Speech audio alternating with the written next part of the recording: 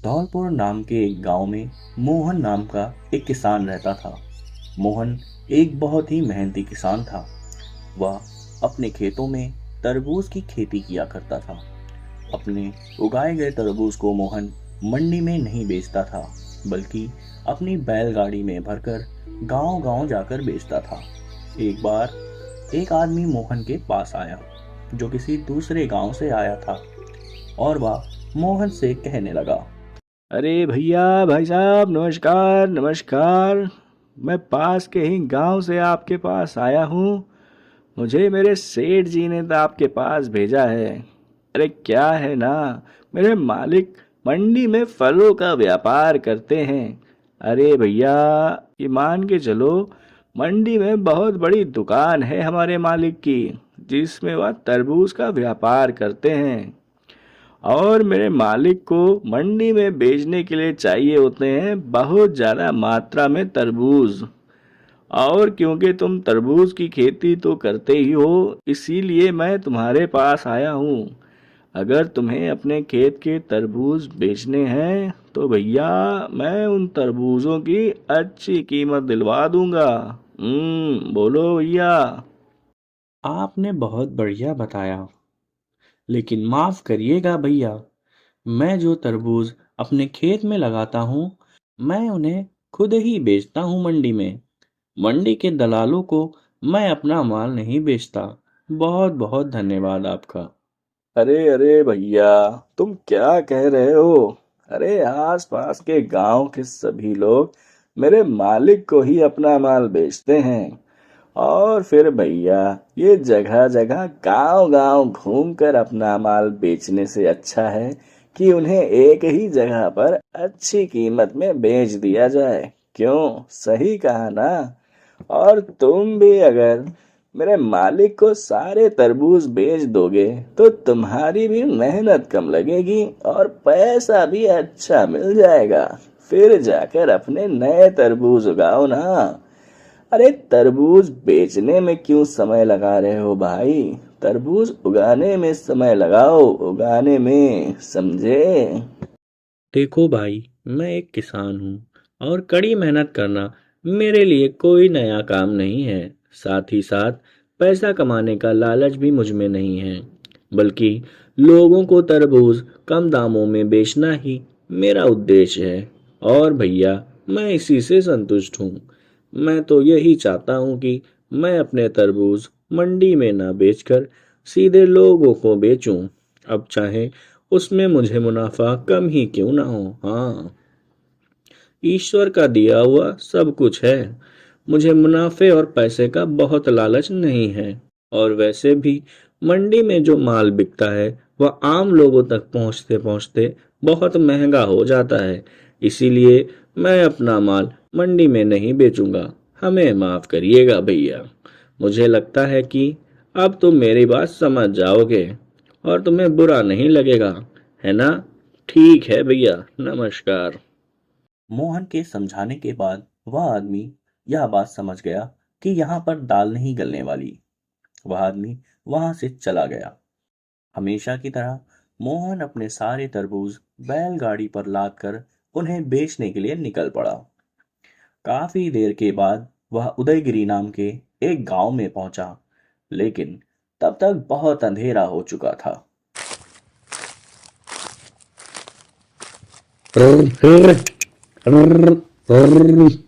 अरे शाम ढल गई है और अंधेरा भी हो गया है। इतनी दूर चलते चलते मैं भी थक गया हूँ, और हमारी ये दो प्यारे बैल भी। ऐसा करता हूँ कि आज रात यहीं गुजार लेता हूँ। हाँ, यह ठीक रहेगा। यह सोचते सोचते जब मोहन एक बड़े से घर के सामने से गुजरा, तो उस घर के बाहर खड़े हुए एक आदमी ने मोहन को आवाज लगाई। ओ भाई, अरे कौन हो तुम? अरे भैया, हमारे गांव के तो नहीं लगते। मोहन ने देखा कि पहनावे से वह आदमी बहुत ही अमीर मालूम पड़ता था। नमस्ते नमस्ते भाई साहब। क्या है, मेरा नाम मोहन है और मैं धौलपुर गांव का हूँ। यह तरबूज बेचने के लिए मैं मलकपुर गांव की तरफ जा रहा हूँ। अब क्या बताएं भैया, सुबह से गाड़ी खींचते खींचते मेरे बैल थक चुके हैं और मैं उनको चलाते चलाते थक गया। इसीलिए आज रात को यहीं कहीं आसपास रुककर सुबह तक निकलने का इरादा है। तो थोड़ा आप मदद कर दीजिए और बता दीजिए कि इस गांव में रात को ठहरने के लिए क्या कोई जगह मिल जाएगी। सब मिलेगी, उसके लिए इतना परेशान होने की आवश्यकता नहीं है। अरे तुम कहीं और क्यों जाओगे? मेरा इतना बड़ा घर है, तुम आज रात इसी घर में रुक जाओ। बस इतना कहते ही मोहन ने अपनी बैलगाड़ी एक तरफ लगा दी। वह आदमी जिसके घर में मोहन रुका था, उसका नाम गजेंद्र राव था। खाना खाने के बाद गजेंद्र राव मोहन से बातचीत करने लगा। हाँ, इतनी बड़ी हवेली, अरे बाप रे। हुजूर, मैं आपका यह उपकार कभी नहीं भूलूंगा। अरे आप जैसे दयालु लोग आज भी इस धरती पर हैं, इसीलिए हम जैसे गरीब लोग जी रहे हैं। वरना आज रात इस गांव में ना जाने मुझे कितनी तकलीफ उठानी पड़ती। अरे इसमें कौन सी बड़ी बात है भाई? देखो मोहन, एक इंसान ही दूसरे इंसान की मदद करता है। अरे देखने में तो तुम बहुत मेहनती किसान लगते हो। अब मेरा यह कर्तव्य है कि मैं तुम जैसे आदमी की सहायता करूं। अच्छा सुनो, एक बात तो बताओ, ये सभी तरबूज तुम्हारे खेत के हैं या किसी व्यापारी से लेकर बेचने के लिए निकले हो? ये तरबूज? अरे नहीं नहीं साहब, ये तो हमारे अपने ही खेत की फसल है। व्यापारी से खरीद कर बेचूं, इतना बड़ा आदमी तो मैं नहीं हूँ। आज के समय में तो मंडी के दलाल किसानों से कम दामों में माल खरीदते हैं और फिर उन्हें जमा करके ऊंची कीमतों पर ग्राहकों को बेच देते हैं। बड़े चालाक हो गए हैं ससुरे। इसीलिए लोगों को महंगे दामों पर सामान खरीदना पड़ता है। अरे मुझे तो लगता है कि मंडी के लोगों का यह काम उचित नहीं है। हाँ लेकिन बेचारे आम लोगों को इस बारे में कुछ भी पता नहीं है। हाँ, आपने बिल्कुल सही कहा साहब। अरे आजकल तो यही सब कुछ हो रहा है और ऐसा ना हो, इसीलिए तो मैं अपने खेत के तरबूज सीधे ग्राहकों को कम कीमत पर बेचता हूँ। हाँ, मैं समाज के प्रति अपने कर्तव्य को पूरा कर पा रहा हूँ। यह अच्छा लगता है ऐसा करके। हाँ सच में मोहन भाई, तुम्हारे विचार बहुत ही उच्चतम हैं। अगर सभी लोग तुम्हारे जैसे सोचने लगे तो सबका भला हो जाए। अच्छा सुनो, अब काफी रात हो गई है, तुम्हें सुबह जल्दी उठना है। और फिर गजेंद्र राव ने अपने घर के एक कमरे में एक चारपाई बिछाकर मोहन के सोने का इंतजाम कर दिया और खुद अपने कमरे में सोने के लिए चला गया।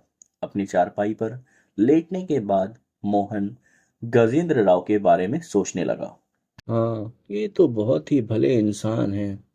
इसने मुझ जैसे गरीब किसान को अपने घर में आश्रय दिया। सचमुच इतना धनी होने के बावजूद इसमें बिल्कुल भी अहंकार नहीं है। इसका मन सचमुच बहुत ही निर्मल है। बहुत बढ़िया। ऐसे इंसान भला आजकल की दुनिया में कहाँ मिलते हैं।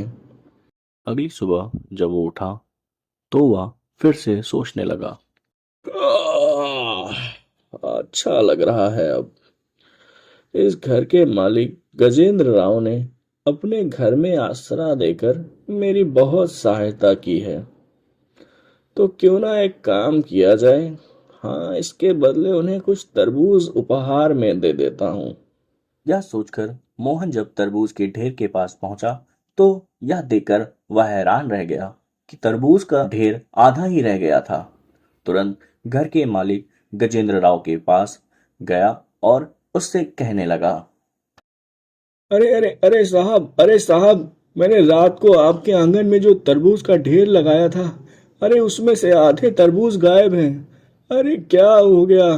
क्या क्या आपको इस बारे में कुछ पता है?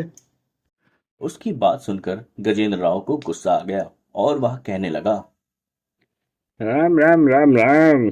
मैंने बहुत बड़ी गलती कर दी जो तुम जैसे आदमी को अपने यहाँ पर आसरा दे दिया। एक तो मेरे घर में रहे, ऊपर से मुझ पर ही चोरी का इल्जाम भी लगा रहे हो। अरे भाई, तुमने पहले मेरा विश्वास जीता और फिर मेरे साथ विश्वासघात किया।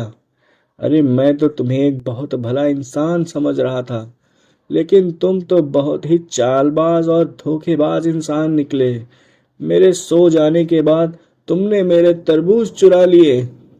तुम्हारा दिमाग तो ठीक है कि नहीं? जिस थाली में खाया उसी में छेद करते हो। मैंने तुम्हारी सहायता की और तुम मुझ पर ही झूठा आरोप लगा रहे हो।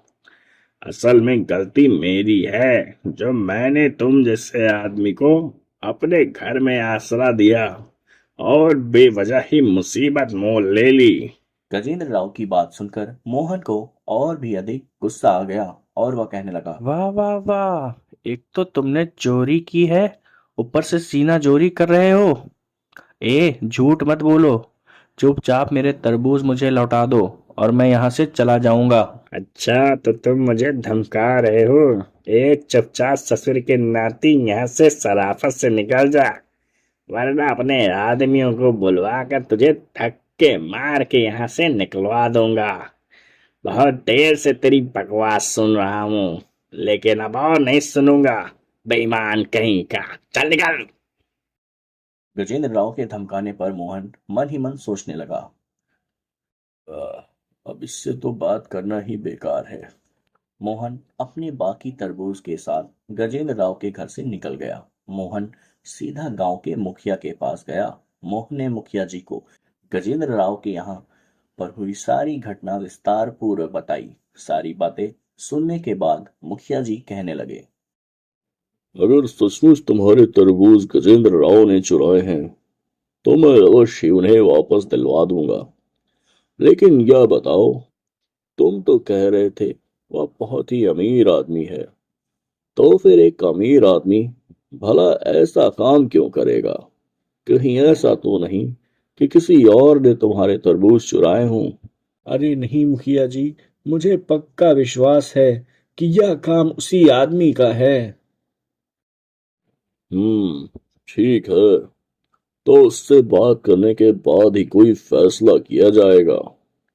मुखिया ने उसी समय गजेंद्र राव को बुलाने के लिए कुछ आदमियों को भेज दिया। जब गजेंद्र राव वहां पहुंचा तो मोहन को वहां देखकर वह तिलमिला उठा। अरे मुखिया जी, मैं एकदम निर्दोष हूँ। इस किसान को मैंने देखिए रात को अपने घर में रुकने के लिए आसरा दिया। अरे मेहमान समझ के मैंने कहा रुक जाओ भैया, ठीक है। रात में बेचारा थका था, इसके बैल थक गए।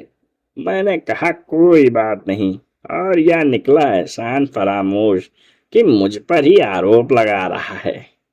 अरे भला मैं इसके तरबूज क्यों चुराने लगा? मेरे तो खुद के खेत में अच्छे अच्छे तरबूज उगे हुए हैं, तो भला मैं इसके तरबूज क्यों चुराऊंगा? अरे मेरे कौन सा कमी पड़ रही है? लेकिन यह ऐसा आरोप मुझ पर क्यों लगा रहा है, यह मुझे समझ नहीं आ रहा। आप इससे पूछिए जरा। मुझे तो पता है कि तुम सच कह रहे हो, लेकिन चोरी तुम्हारे ही घर में हुई है। तुमने यह चोरी नहीं की है, यह बात तो तुम्हें ही साबित करनी होगी। इसीलिए तुम्हारे खेत में जो तरबूज उगे हैं उनमें से एक तरबूज तुम यहाँ पर लेकर आओ। यह सुनते ही गजेंद्र राव अपने खेत से तरबूज लाने के लिए चला गया। उसके जाने के बाद मुखिया एक बार फिर से मोहन से पूरे मामले की जानकारी लेने लगा। इस बीच गजेंद्र राव अपने खेत से तरबूज लेकर वापस लौट आया। मुखिया ने मोहन की बैलगाड़ी में से एक तरबूज मंगवाया और फिर दोनों तरबूजों को एक साथ रख दिया। मुखिया के अलावा वहां पर गांव के कुछ और भी लोग मौजूद थे। मुखिया ने वहीं पर मौजूद एक आदमी की तरफ इशारा करते हुए कहा, ओ रंजीत, इसका नाम रंजीत है और यह तरह तरह के फलों का अच्छा पारखी है। फलों की गुणवत्ता के बारे में यह बहुत अच्छी तरह से जानता है। इसीलिए मैंने इसे यहाँ पर बुलवाया है, ताकि यह दोनों तरबूजों की अच्छे से जांच पड़ताल कर सके। रंजीत दोनों ही तरबूजों को बड़े ही गौर से देखने लगा और कहने लगा, ठीक है, ठीक है, यह भी ठीक है। इसकी बनावट भी ठीक है। इसका जो ऊपरी हिस्सा, नीचे का हिस्सा ठीक है। देखिए, मैं साफ साफ बताऊं तो देखने में तो कोई फर्क नजर नहीं आता है, इसीलिए इनके स्वाद को चख कर देखना होगा। मुखिया के कहने पर रंजीत ने एक चाकू से गजेंद्र राव के लाए हुए तरबूज को काटा। जैसे ही उसने वह तरबूज खाया, उसे तुरंत जैसे कोई दौरा पड़ने लगा। वह हाथ पैर मारने लगा। तभी मुखिया ने एक दूसरे आदमी से कहा, अरे अरे अरे, रंजीत, रंजीत को क्या हो गया? ये तो अच्छा भला यहाँ पर आया था, पता नहीं क्या हो गया, कहीं मर न जाए। तुरंत इसको इलाज के लिए अस्पताल ले जाओ। अरे अरे अरे भाई, अवश्य इस तरबूज में जहर था, इसीलिए तरबूज को खाते ही इसकी यह हालत हो गई है। अरे भाई, ये सब क्या मामला है? तुमने अपने खेतों में जहरीला तरबूज लगाया है क्या? अरे तुम लोगों को जान से मारना चाहते हो? कुछ दिन पहले भी मैंने ऐसा ही एक मामला सुना था, जिसमें जहरीला तरबूज खाने से किसी की मौत हो गई थी। मुझे तो लगता है कि वो तरबूज भी तुमने ही दिया होगा। अगर रंजीत को कुछ हो गया तो याद रखना, उसकी मौत की जिम्मेदारी तुम्हारी होगी। अब तो तुम्हारे ऊपर चोरी के साथ साथ हत्या का भी मामला जुड़ गया है। अब तो भगवान भी तुम्हें नहीं बचा सकते। यह सुनते ही गजेंद्र राव डर गया और वह मुखिया को घर के अंदर एक एकांत जगह पर ले गया और उससे कहने लगा, अरे मुखिया जी, थोड़ा इधर तो सुनिए ना, सुनिए मुखिया जी, इधर आइए ना थोड़ा। अब देखिए, ऐसा है कि मुझे माफ कर दीजिए, वह तरबूज मेरे खेत का नहीं है, बल्कि यह तो उस किसान मोहन का ही तरबूज है। अरे उसके ही तरबूज जहरीले हैं। अगर यह बात मुझे पता होती तो मैं उसके तरबूज चुराता ही नहीं। देखिए, अगर आप इस अपराध का दंड देना चाहते हैं तो उस मोहन को दीजिए ना, क्योंकि यह तरबूज उसी के हैं। हाँ, अगर आप मुझे इस समस्या से बचा लेंगे, देखिए मैं आपको माला माल कर दूंगा। हाँ, अरे बहुत धन दूंगा मैं आपको, सोच के देखिए एक बार। यह सुनकर मुखिया को क्रोध आ गया और वो कहने लगे, वाह वाह वाह, मुझे माला माल करोगे? अरे एक तो तुमने खुद चोरी का अपराध किया है, ऊपर से मुझे रिश्वत देकर इसमें शामिल करना चाहते हो, और उस बेचारे मोहन को बलि का बकरा बनाना चाहते हो क्या? मुझे तो पक्का यकीन हो गया है कि इससे पहले भी तुमने कई अपराध किए होंगे। तुम्हें क्या लगता है कि हर आदमी तुम्हारे जैसा लालची होता है?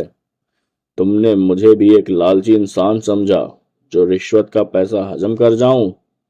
तुम्हें मालूम है कि मुझे रिश्वत देना भी एक अपराध है। अगर तुमने अपना अपराध मान लिया होता तो ज्यादा बेहतर होता। अब तुमने 3 अपराध कर दिए हैं, जान लेने का, चोरी का और मुझे रिश्वत देने का। तभी वहां पर मोहन और रंजीत पहुंचे। उनको देखकर गजेंद्र राव चौंक गया और कहने लगा, अरे अरे अरे अरे, इधर देखो भैया, देखो तो जरा, रंजीत तो एकदम ठीक है। अरे उसे तो कुछ नहीं हुआ, वह एकदम सही सलामत है।